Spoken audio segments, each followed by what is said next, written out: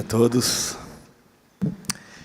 Muita alegria estar aqui com vocês, conhecendo um pouco de vocês, e poder compartilhar de um tema tão delicado, mas eu acredito ser um tema fundamental. É onde começa, eu acredito, toda a nossa maneira de lidar, obviamente, não só com a Escritura, mas com a prática daquilo que a gente aprende na leitura da Escritura. Eu queria começar com a própria problematização em torno dessas duas situações, que é a soberania divina, a soberania de Deus, e a responsabilidade do homem, ou a responsabilidade humana. Eu acho que para a gente trabalhar essa tensão que existe entre esses dois pontos que são chave no entendimento do que seria a visão teológica da harmonia entre a soberania, o ato soberano de Deus, e o homem como um agente moral, é a pergunta fundamental em torno da salvação. Toda a nossa reflexão sobre a soberania de Deus e a ação do homem, ela deve começar, em primeiro lugar, respondendo a pergunta mais importante, que é a seguinte: quem salva?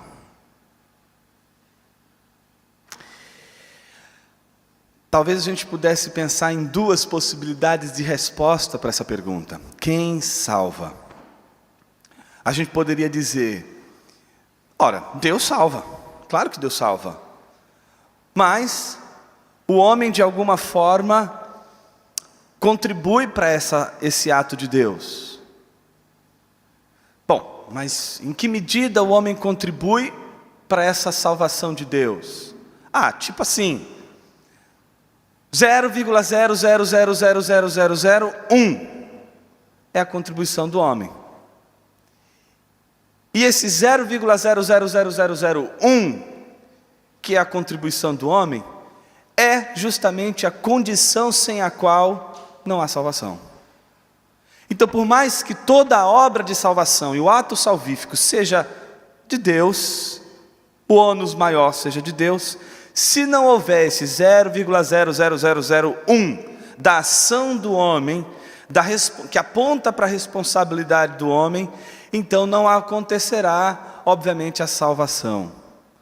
Esse tipo de raciocínio é considerado o raciocínio sinergista, onde há uma espécie de sinergia entre a ação de Deus e a ação do homem no que diz respeito à obra da salvação.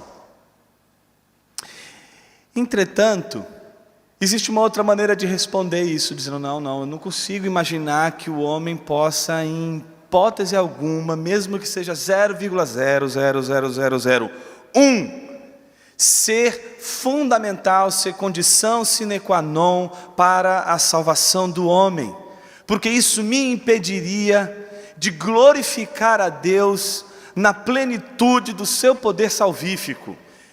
Eu só conseguiria glorificar a Deus e exaltá-lo sobremaneira e ser grato pela obra da salvação se ela fosse algo inteiramente exclusivo de Deus, da parte de Deus, onde não haveria nenhum resquício, nenhum pontinho, absolutamente nada que eu pudesse dizer, nem 0,00001 que eu pudesse dizer, olha, eu contribuí com isso, eu fiz isso e por isso recebi a graça da salvação de Cristo Jesus. Essa posição é a posição considerada do ponto de vista contrário, vamos dizer assim, do sinergismo, seria o monergismo, a ideia de que a salvação ela é toda um ato de Deus. Então, nesse sentido, uma perspectiva monergista ou monergística, ela entenderia que apenas Deus e somente Deus é responsável pela salvação do homem.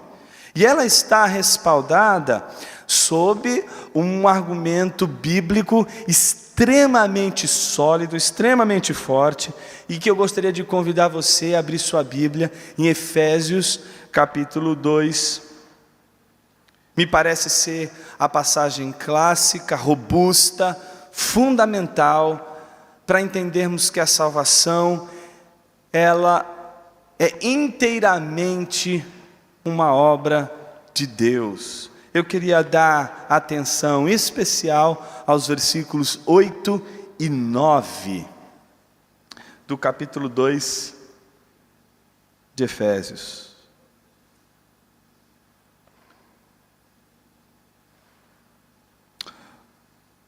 Diz assim: pois vocês são salvos pela graça por meio da fé, e isto não vem de vocês, é dom de Deus, não por obras, para que ninguém se glorie. Quando a gente olha essa passagem, dificilmente a gente conseguiria compreender, fundamentar e interpretar que a salvação de Deus, ela seria uma salvação que permitiria uma espécie de contribuição, ainda que seja uma ínfima contribuição do homem, como a manifestação de sua vontade, por exemplo, para a realização da salvação de Deus. Portanto, parece mais evidente, parece mais próximo do que as Escrituras vão afirmar, a ideia de que a salvação é uma obra exclusiva de Deus, de que a salvação é um ato exclusivo de Deus, e que não há nesse ato de Deus nada que o homem possa ter como referência ele mesmo, de que, portanto, a salvação é uma obra inteira e exclusiva de Deus. Se parássemos aqui, estaríamos todos convencidos de que realmente não dá para a gente sustentar a glorificação de Deus pela obra da salvação com a contribuição, com a manutenção do argumento da sustentação da vontade humana ou da participação humana como elemento condicional para a salvação. Entretanto, quando a gente lê passagens como a que eu vou indicar para a gente ler agora, Apocalipse capítulo 20.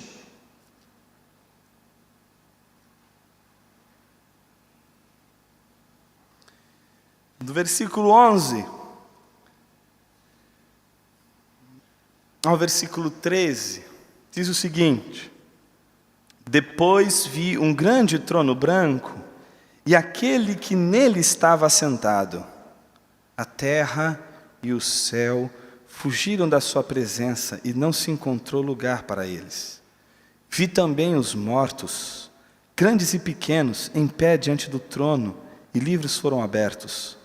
Outro livro foi aberto, o livro da vida. Os mortos foram julgados de acordo com o que tinham feito, segundo o que estava registrado nos livros. O mar entregou os mortos que nele havia, e a morte e o Hades entregaram os mortos que neles havia. E cada um foi julgado de acordo com o que tinha feito.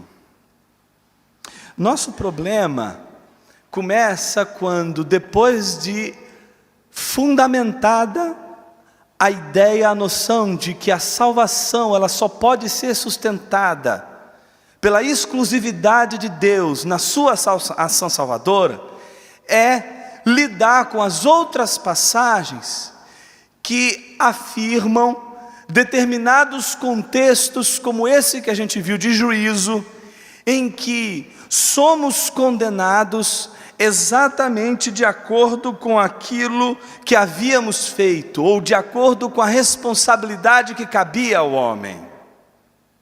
De que, portanto, em alguma medida, não poderíamos dizer que somos julgados pela mera vontade soberana de Deus, de que não somos condenados porque um dia Deus, no seu supremo concílio, vamos dizer assim, Ele disse assim: olha, esses daqui vão, esses daqui não vão, sem que esse ato divino de eleição não viesse a partir já da condenação de toda a criação humana, de todos os homens criados por Deus.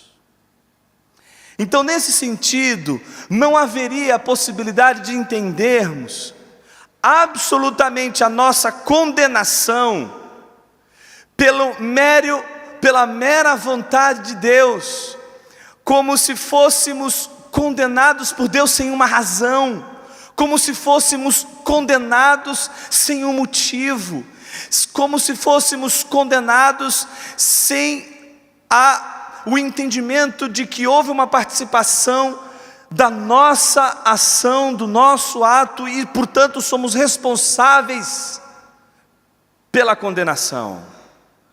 O grande ponto dessa discussão é como harmonizar isso. Como harmonizar ao mesmo tempo um Deus soberano, um Deus que não pode ser pego de surpresa. Às vezes eu fico extremamente incomodado quando no contexto de uma conversa com alguém na igreja, alguém me apresenta Jesus como a solução para o pecado do homem, e eu fico arrepiado com isso. Porque é como se Jesus fosse uma invenção de Deus para resolver o problema do pecado do homem.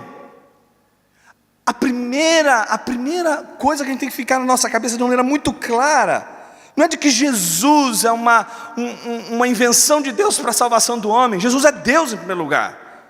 João capítulo 1, versículo 1 diz que no princípio era o Logos estava com Deus e o Logos era Deus. Ele estava no princípio com Deus e todas as coisas foram feitas por intermédio dele. Sem ele, nada do que foi feito se fez. Então ele é o criador de tudo. Então não é uma coisa do tipo, Deus está ali olhando para Adão, vendo que Adão vai pecar, mas assim, dependendo da atitude de Adão, ele chama Jesus, que é uma espécie de plano B. Sabe o que é um plano B? Plano B é uma coisa assim, olha, eu queria que fosse o plano A, mas se o plano A não der certo, a gente chama o plano B. Quando eu prestei para a faculdade de filosofia, na verdade eu tinha prestado para sociologia. Quando eu passei quando eu vi que meu nome estava lá na lista e fui fazer a matrícula, aí eu vi que já na primeira chamada tinha a vaga remanescente para filosofia. Caramba, ninguém quer saber estudar filosofia. Eu falei, você quer saber uma coisa? Eu não vou fazer sociologia não. Eu estava meio em dúvida, eu falei, vou fazer filosofia. Eu perguntei para a moça, posso fazer filosofia? A moça disse assim, olha, o senhor pode, mas por que você vai fazer isso? Eu falei, não, põe aí, na filosofia. Qual não foi a minha surpresa? Quando o primeiro dia de aula, tinha uns 80 alunos, 70, 80 alunos. Eu falei, uau, quanta gente interessada em estudar filosofia. Qual não foi a minha surpresa? Quando eu descobri que, na verdade, das 80 pessoas, não é? 70 pessoas, mais ou menos, estavam fazendo do curso de filosofia apenas um plano B. Todas elas prestaram para direito, mas elas não conseguiram passar em direito, e disseram o seguinte, a gente entra em filosofia, e no final do ano, ou meio ou final do ano, a gente presta transferência para o curso de direito. Está entendendo o que é o plano B? O plano B é isso, você não vai fazer o que você quer, você vai fazer uma coisa que você não quer, para você ter o que você quer. Não é? O curso de filosofia, o meu curso de filosofia terminou comigo e mais um, e a minha formatura, esse meu colega faltou. Mas enfim, o que eu estou querendo dizer com tudo isso? Que todas as vezes que a gente olha para o plano redentivo, e a gente entende que tudo aquilo que está acontecendo ali, está à mercê das ações do homem, e inevitavelmente Jesus será o plano B, não tem como. Se você colocar um resquício, um pontinho de toda a decisão de Deus no seu ordenamento, na sua provisão, na sua realização de vontade, para ordenamento do cosmos, para ordenamento do mundo, a gente está colocando Deus não só refém do homem, a gente está transformando a obra de Jesus num plano B. Só que ao mesmo tempo em que a gente diz, não, Deus não pode ficar refém de Adão, do tipo, e agora? Não é possível, Adão vai comer do fruto, vai. Jesus, chega aí, está entendendo? Para a gente não ficar refém desse tipo de raciocínio. Ao mesmo tempo, a gente se vê, tá, Deus fez tudo isso bom e maravilhoso, Mas por que o homem foi tão decisivo quando ele desobedeceu a Deus? Por que foi tão decisivo para a vida do homem, em termos de responsabilidade do pecado, aquilo que ele cometeu, se em nenhum momento Deus está ali no Éden, observando Adão e, uau, Adão errou, Adão pecou, agora, está entendendo? Deus não foi pego de surpresa. Adão não foi uma surpresa para Deus. O pecado de Adão não foi uma surpresa para Deus. Deus não se assombrou com o pecado, nem se assombra com os seus pecados. Nenhum pecado que você comete, Deus fala assim, não esperava isso de você, Jonas? Não. Mas ao mesmo tempo o que a gente pergunta é onde é que está, dentro desse contexto de um Deus que conhece todas as coisas, que não há absolutamente nada que fuja à sua sabedoria e ciência, ou seja, não só ele conhece a razão de ser das coisas, mas ele também tem o domínio atual de tudo, sabe tudo, tem consciência de tudo. Como poderíamos ser responsáveis por aquilo que de alguma forma já está ordenado? Ao mesmo tempo a gente vai encontrar isso no texto bíblico, momentos em que os homens são condenados, são julgados exatamente por aquilo que eles cometem, mas se tudo foi ordenado por Deus, se tudo foi pré-ordenado por Deus, se tudo foi feito por intermédio dele, e todo o conselho divino determina todas as coisas para um determinado fim, como pode a responsabilidade do homem ser o ônus da sua condenação? Por isso falar sobre soberania de Deus e falar sobre responsabilidade humana é sempre uma tensão, mas é uma tensão, em primeiro lugar, para aqueles que consideram a salvação como uma obra exclusiva de Deus. Por isso eu quero dizer que essa tensão só pode ser mantida por quem quer glorificar a salvação como uma obra exclusiva de Deus.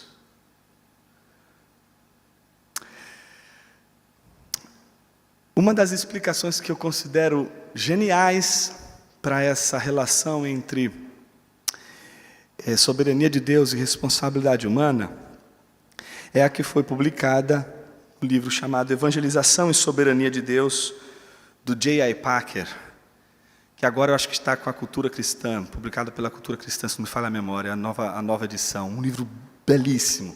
Esse é um livro que você não pode passar dessa vida para outra sem ler. Cada dia que você passa da sua vida sem ler esse livro, mais essa tensão vai corroer a sua mente. Então, essa ênfase que eu acabei de dar no livro, obviamente dramática, é para você ver o tamanho da importância desse livro, que você talvez leria num tempo de 1 hora, 2 horas no máximo.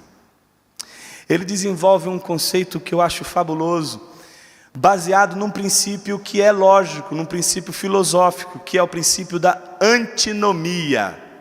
O quê? Antinomia. O que é antinomia? Antinomia é quando você se depara com 2 grandes verdades, 2 princípios que você não pode negar, porque eles têm evidência, como esse de Apocalipse 20 e de Efésios 2, que a gente acabou de ler. São apenas 2 passagens, de um conjunto inúmero de passagens, que vão afirmar as 2 coisas: a soberania de Deus, a exclusividade do ato de Deus, e ao mesmo tempo a responsabilidade do homem em relação àquilo que ele faz, àquilo que ele realiza, e se ele vai ser condenado ao inferno, é por sua responsabilidade, é porque ele cometeu o que ele cometeu. E nesse sentido, todos nós, é aquela história, né? Não existe alguém que não foi tocado pelo pecado. Todos foram pecados, então nesse sentido todos são condenados. Então todo aquele que tem o seu coração, sua vida, sua alma, seu corpo, tudo regenerado, né? Ele em nenhuma hipótese vai conseguir olhar para si e olhar para o outro e dizer assim: eu sou o eleito. Pelo contrário, teu coração vai ser um coração de constrangimento, porque a gente já sabe da condenação, a gente já sabe do juízo que pesa sobre nossa carne, A gente já sabe sobre o juízo que pesa sobre nossa mente e coração, que somos filhos de Adão, que carregamos a herança de Adão e que agora, pela obra regeneradora de Cristo, carregamos a imagem daquele que de fato nos reconcilia com Deus, que faz toda a obra de salvação e de redenção. Entretanto, quando a gente vê essas duas afirmações, soberania de Deus e a responsabilidade do homem, a gente vê essas duas afirmações na própria Escritura, no próprio texto. E a gente não consegue negar nenhum desses dois princípios. A antinomia é quando a gente se depara com esses dois princípios, que não conseguimos negar, mas tão pouco conseguimos explicar. Em outras palavras, se você veio hoje sedento, faminto, hoje, no primeiro momento, eu vou resolver o problema da soberania de Deus e da responsabilidade humana. E depois, vou resolver o maior problema de todos, que é o problema do mal. Então hoje eu vou sair daqui hoje aliviado. Não, bom...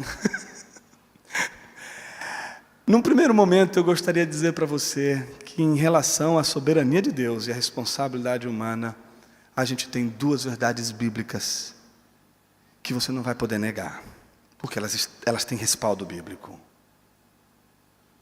Não tem como a gente negar uma, negar a outra. E quando isso acontece, a gente está diante de uma antinomia. Antinomia, gente, não é coisa só de crente. Alguém poderia dizer assim, isso é coisa de crente, é coisa de gente de fé, é coisa de gente que não tem racionalidade, coisa de gente que não tem o intelecto elevado. Não é bem assim. A matemática tem antinomia, não só a teologia, a matemática, a física, a química, a psicologia, a biologia, todas as ciências, todos os saberes, todos eles se deparam com antinomias. Quer uma antinomia, que é a antinomia mais clássica de todas elas? A da luz. A luz é tanto onda, você diz, a luz é onda. Se você responder isso numa prova, você não vai estar errado. Você vai dizer a luz é partícula. E se você disser que é partícula, também não está errado, porque as duas afirmações estão corretas. Porque a luz é tanto onda como a luz é partícula. Agora tenta explicar como as duas coisas são ao mesmo tempo. Você vai ter tratados e tratados até hoje tentando explicar esse problema. Você vai ter um que vai dizer, não, é partícula, e vai fazer a defesa da partícula. Tem um que vai fazer, não, a defesa da onda, não tem nada a ver com isso. E ninguém vai chegar a um consenso. Por que não vai chegar a um consenso? Porque as duas afirmações são verdadeiras. A gente já não está conseguindo encontrar a solução para essa tensão. O que o Packer diz nesse livro, que eu gostaria de ler para vocês aqui, em poucas palavras, e que é, na verdade, a tese que eu estou defendendo aqui, é a seguinte: existem razões convincentes para que se creia tanto na soberania de Deus, como na responsabilidade do homem. Cada uma delas, repousa sobre evidência bíblica clara e sólida. A gente leu duas passagens, podia passar uma manhã inteira aqui lendo um monte delas. Mas, e aí ele conclui, é um mistério que possam estar em harmonia um com o outro. Percebe-se que cada qual deve ser verdadeiro isoladamente. Então é aquela sensação de que você vai olhar o texto, Efésios 2, e vai falar, uau, é isso mesmo, a soberania de Deus, o homem não apita nada, não tem nada dele, não é um agente moral, não tem coisa nenhuma, é Deus e ponto, acabou. Aí você vai para Apocalipse, mas foi condenado pelo que fez. Como é que eu resolvo isso? Percebe-se que cada qual deve ser verdadeiro isoladamente, mas não se pode entender como podem ser verdadeiros ao mesmo tempo. Essa é a nossa tensão, essa é a nossa dificuldade. Como a gente pode entender os dois ao mesmo tempo? Eu queria convidar você a abrir sua Bíblia em Jeremias, capítulo 18.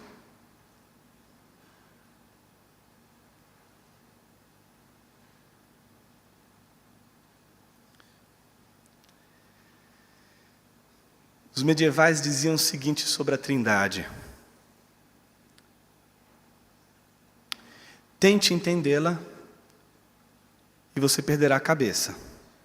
Tente negá-la, você perderá a sua alma.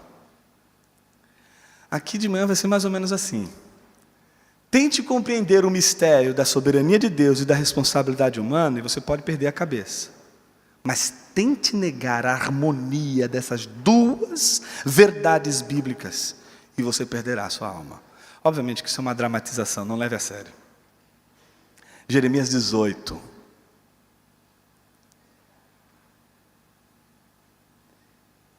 Esta é a palavra que veio a Jeremias da parte do Senhor. Então vem a palavra de Deus a Jeremias, ordenando ele: vá à casa do oleiro e ali ouvirá a minha mensagem. Então a missão dele é ir até a casa do oleiro e lá ele vai ouvir a mensagem. No entanto, antes de ouvir a mensagem, o que a gente vai ver é outra coisa. Ele vai chegar à casa do oleiro e vai observar tudo o que está acontecendo naquela olaria. Olha o que ele vê. Então, fui à casa do oleiro e o vi trabalhando com a roda. É interessante que a primeira coisa que chama a atenção de Jeremias é de que o oleiro está entregue à sua obra. Ele está trabalhando sobre a roda. É a dimensão criadora do oleiro. É o oleiro criando a sua obra. É a natureza criadora do oleiro. A natureza de trazer à existência aquilo que por si não vai existir. Um vaso não vai existir por si. O vaso existe pelo oleiro, ele depende do oleiro. Sem o oleiro o vaso não vai surgir, não vai ser trazido à existência. A primeira coisa que chama a atenção, portanto, de Jeremias é o caráter criador do oleiro. O oleiro é o criador, mas não é só isso, é o fato de que o oleiro está entretido ali na sua obra de uma tal maneira que ele sequer nota a presença do profeta. O oleiro está entregue à sua obra, não há absolutamente nada que possa roubar a atenção do oleiro em relação à sua obra. Portanto, esse oleiro, enquanto está trabalhando sobre a sua obra, ele é um perito que não pode, por hipótese alguma, perder ou ter a sua atenção roubada, e que justificaria, por exemplo, o caso do barro. Ou seja, estamos diante de um oleiro que está com os olhos fixos na sua obra, nada que acontece à sua volta rouba a sua atenção. É como você está conversando com alguém, já viu você conversar com alguém, está falando com ele e tal, de repente aconteceu alguma coisa do lado e ele perdeu a atenção em relação a você. Já aconteceu isso? E aí ele volta a olhar para você, mas a cabeça dele não está mais ali. E aí você está falando com ele e você percebe que ele está pensando em outra coisa, menos do que você está dizendo. Você fala: ô fulano, aí vai, desculpa, eu perdi a atenção e tal. Esse tipo de situação não acontece aqui com o oleiro. Não se trata de um oleiro desatencioso, mas de um oleiro entregue à sua obra, perito, que faz as coisas com perfeição. Então a primeira coisa que eu queria chamar a tua atenção nesse texto é que estamos diante do ato criador, que é um ato exclusivo do oleiro. O barro não joga papel fundamental nenhum na sua formação. Barro não se forma, barro é formado. Barro não faz, barro é feito. Então toda a ação do oleiro está sobre o barro. Mas olha o que o texto diz. Mas o vaso de barro que ele estava formando estragou-se em suas mãos.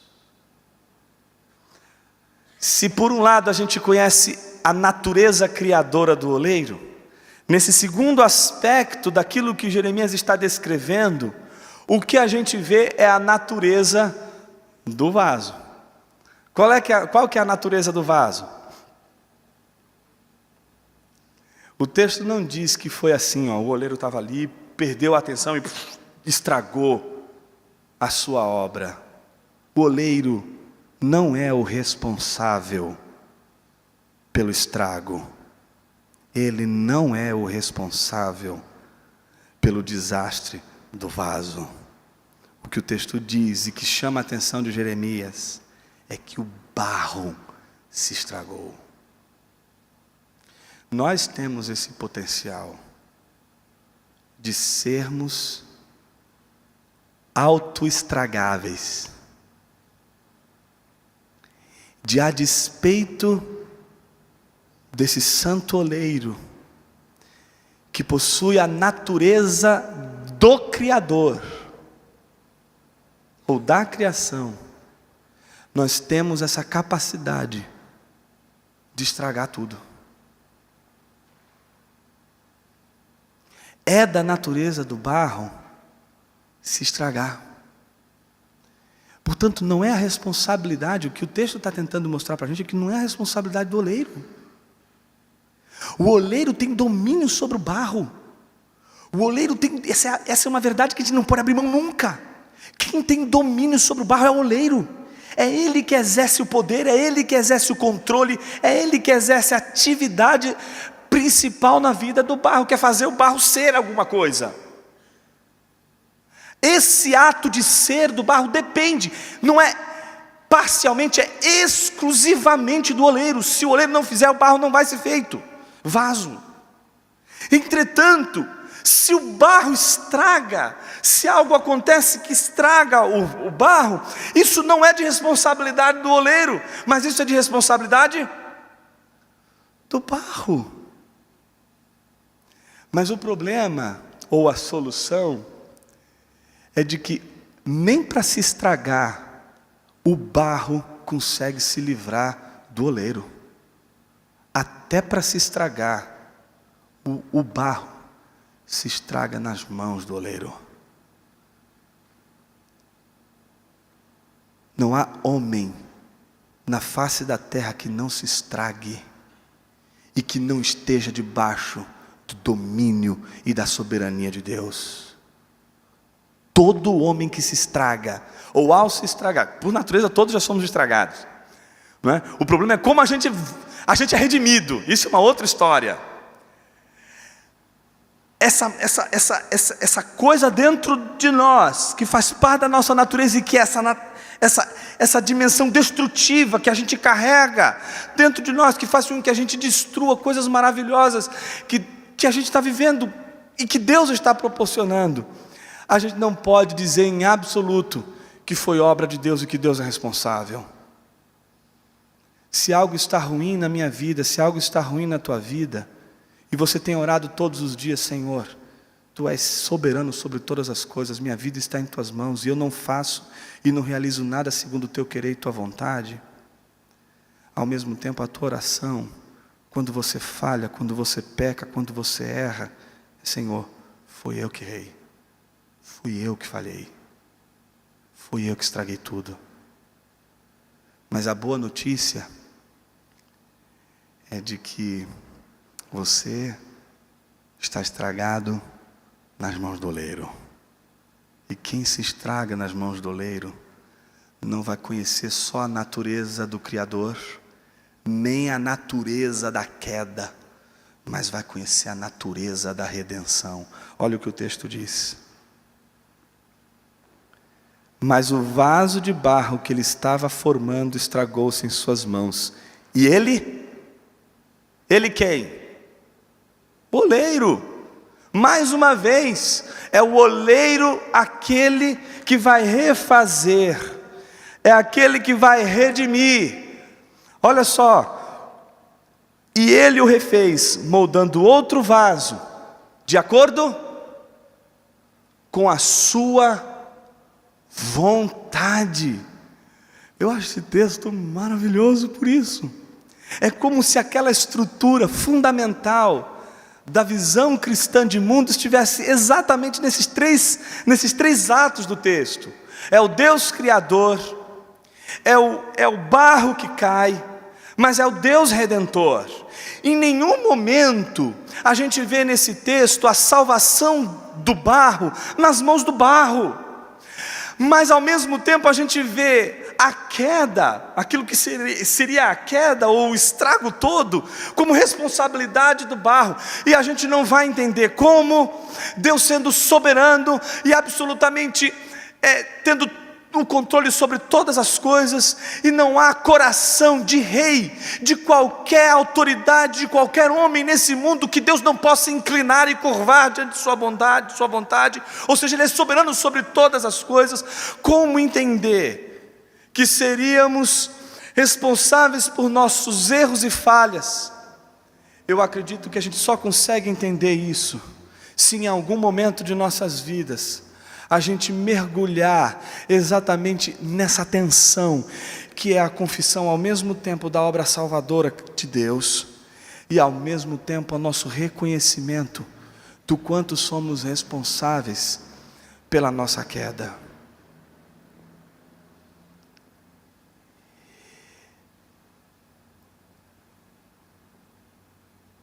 Esse texto do Packer, ele lembra uma situação em que o Spurgeon, ele foi questionado com relação a exatamente essas duas coisas. Perguntaram para o Spurgeon, né? Spurgeon, é possível reconciliar essas duas verdades?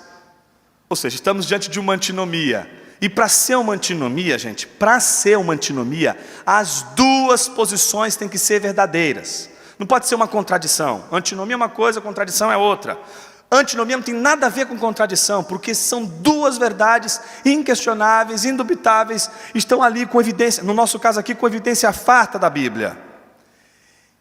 A pergunta é, a gente não consegue resolver essa tensão. E aí perguntaram para Spurgeon, como a gente reconcilia essas duas verdades? Eu achei genial a resposta dele. A resposta dele é a seguinte: eu não tentaria. Como assim você não tentaria reconciliar a soberania de Deus com a responsabilidade humana? Ele disse com um tom mais irônico, peculiar ao Spurgeon, assim: como é que eu vou reconciliar duas pessoas que se amam, dois amigos? A reconciliação é entre inimigos. Entre amigos, a reconciliação não é necessária.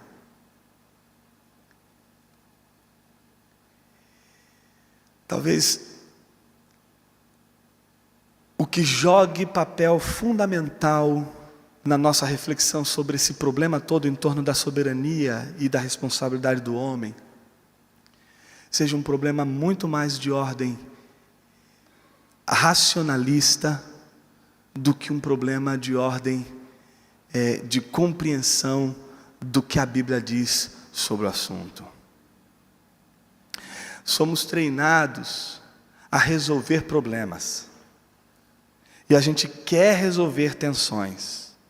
A gente quer resolver problemas. O problema não é a tentativa de resolver problemas. O maior problema é quando nós não reconhecemos a nossa incapacidade de entender determinados problemas. E para isso eu gostaria de fazer uma última leitura,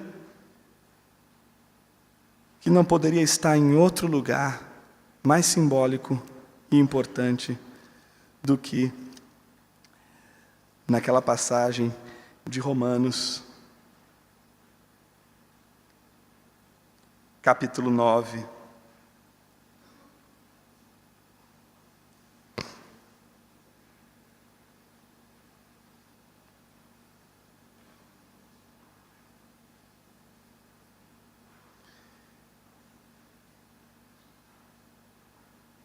versículo 19. Mas algum de vocês me dirá, a diatribe paulina, né? Pois quem resiste à sua vontade? Mas quem é você, homem, para questionar a Deus? Acaso aquilo que é formado pode dizer ao que o formou: por que me fizeste assim? O oleiro não tem direito de fazer do mesmo barro um vaso para fins nobres e outro para uso desonroso?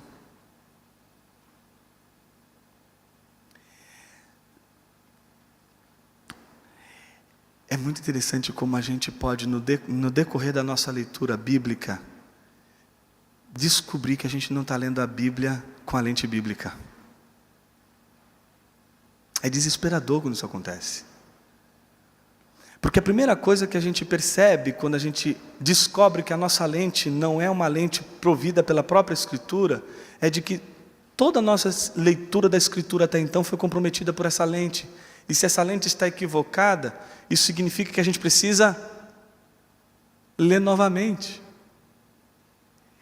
E às vezes me parece que é muito mais fácil a gente acomodar Deus dentro de nossos parâmetros lógicos, do que a gente fazer o movimento contrário, que é o movimento da humildade, da humilhação, do reconhecimento de que a palavra de Deus, ela é a regra fundamental, é a regra de ouro da nossa inteligência.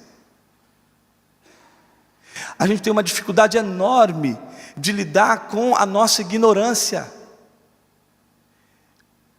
E eu acho que o maior problema na relação dessa tensão entre soberania de Deus e responsabilidade humana é o nosso orgulho, que é justamente essa nossa natureza, ainda que, sabe, tentando compreender as coisas de Deus com uma mentalidade que não é a mentalidade de Cristo. Esse é o maior problema que Paulo vai lidar em Colossenses, com os colossenses. Antes dele falar sobre os problemas práticos que os colossenses estavam enfrentando, que era problema no casamento, problema na relação entre pais e filhos, problema entre a relação entre senhor e escravo, escravo entre senhor, a primeira coisa que ele vai dizer, peraí, para tudo. Ele vai fazer uma defesa da supremacia de Cristo, mas antes de fazer a defesa da supremacia de Cristo, ele vai dizer o seguinte: olha, vocês foram transportados do império das trevas para o reino do Filho do seu amor. A palavrinha usada ali, transportar, ela é da jardinagem. Não é muito diferente você pegar assim, olha, esse livro que está aqui. Aí eu pego e transporto esse livro daqui para cá e ponho ele aqui. Isso seria tirar de um lugar e colocar no outro. É óbvio que o texto está dizendo isso, que tem uma transposição. Entretanto, se você pensar que houve um transplante, a ideia de que como é que se tira uma planta de um lugar e planta em outro? Você tira com raízes de um lugar, e aí você tem que plantar em outro, e nesse outro terreno essa planta vai ter que se habituar. O que Paulo está dizendo é que vocês foram plantados num outro terreno.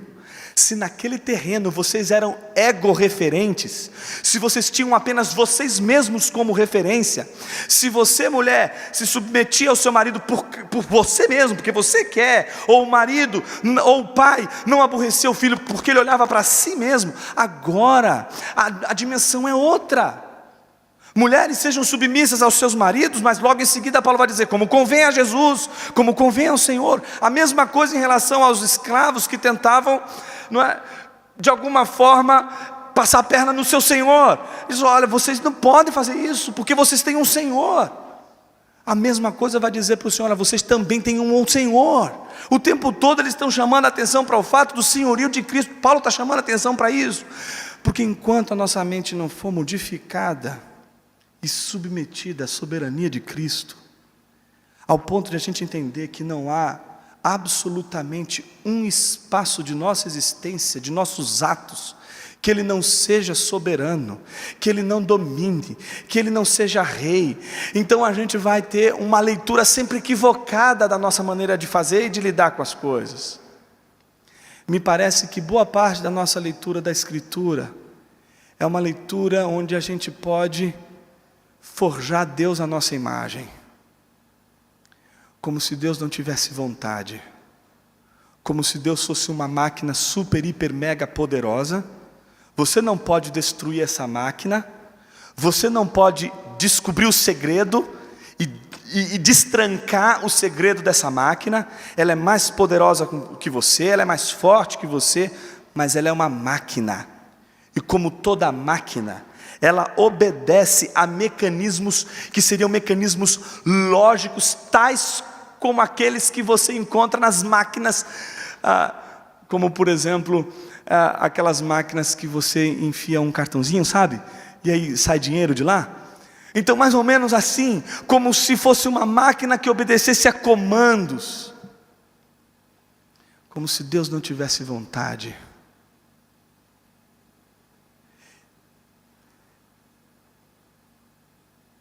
Eu me assombrei um dia desses, quando eu estava assistindo uma palestra, e era uma palestra numa universidade, e um filósofo cético, mas extremamente influenciado por um outro filósofo chamado Pascal, disse ter se convencido de que o jansenismo era a melhor opção teológica para compreender a ideia da salvação. E ele inclusive faz uma defesa da cruz jansênica, que não é assim, não é? A cruz jansênica que ele mostrou lá, ela é assim, ó. Porque ele está dizendo o seguinte, que a cruz de Cristo só foi para esses aqui, ó. E aí ele começou a fazer uma defesa que eu achei incrível. E aí começou a passar pelas páginas da Bíblia e mostrar a vontade de Deus. Por exemplo, ele pega Caim e Abel, e o texto, tal como ele foi mostrando, ele chamava a atenção para o próprio texto, que dizia que Deus rejeitou Caim ao passo que sua oferta, e aceitou Abel ao passo que recebeu a sua oferta. Ele diz assim, por que Deus não pode escolher com quem Ele quer se relacionar? Você não pode escolher alguém para a sua festa, para uma festa na sua casa? Você não dá uma festa e sua casa cabe, não é? 10 pessoas na sala. Mas o problema é que você tem 1 milhão de amigos, é igual Roberto Carlos. Não é? Bom, não vai caber 1 milhão de amigos na sua sala, tá certo? Você vai ter que escolher. Por que você não se martiriza? Ah, como eu sou injusto. Ah, como eu sou mau. Ah, como eu sou perverso.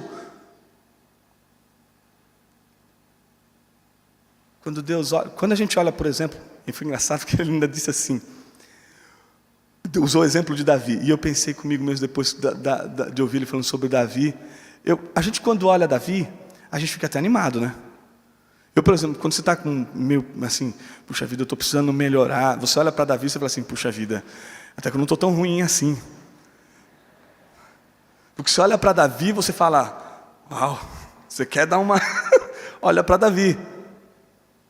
Mas a pergunta fundamental é essa, você olha para Davi, do jeito que ele é, mas você vê Deus dizer, ele é o homem segundo o coração de Deus.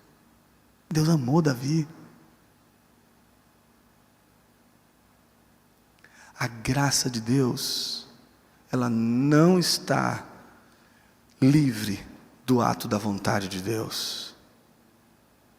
E às vezes a gente, diante do ato da vontade de Deus, a gente não consegue entender as escolhas de Deus. E a gente deveria primeiro se perguntar se a gente entende o porquê Ele nos escolheu. Pense de onde Ele te tirou. Essa é a pergunta que eu te faço nessa manhã. De onde Jesus te tirou? Do que Jesus te salvou? Ah, Jonas, é claro que é fácil. Jesus me salvou de uma vida pobre, miserável. Eu não tinha o que comer. E agora Deus me deu comida, bebida. E agora eu tenho tudo do bom e do melhor.